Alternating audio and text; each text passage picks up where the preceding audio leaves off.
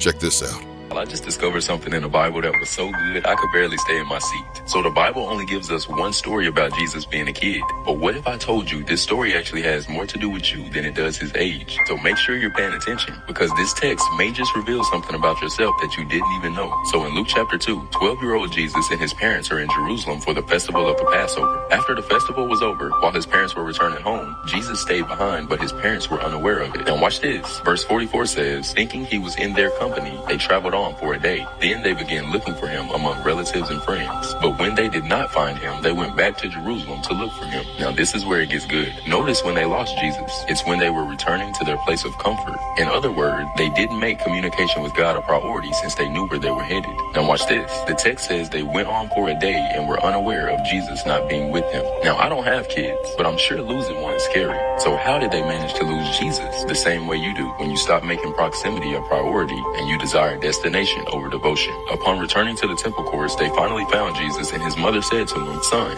why have you treated us like this? Your father and I have been anxiously searching for you." Now watch his response. Jesus said, "Why were you searching for me? Didn't you know I had to be in my Father's house?" Now remember, anytime God asks a question, it's not so he can figure something out about you. It's so you can figure something out about yourself. So why would Jesus say that? Because you have to remember, Jesus is 12 years old, and these are his parents. So in essence, they are closer to him than anyone else. So Jesus asked this question to influence a moment of reflection, but not just to his parents, to me and you as well. What he's saying is, you claim you know me so well, but you being anxious about this situation is an indication that you don't know me as well as you say you do. Because if you did, you would know that there's nothing to worry about. So I'm gonna tell you this, I'm through. Maybe it's been hard for you to hear from God because he's in the last place you left him after the decision you made without him. And you can go from person to person, but you will never receive the peace you're looking for until you return to Jesus. What do you think? Pin your verdict in the evidence locker. Comments are open.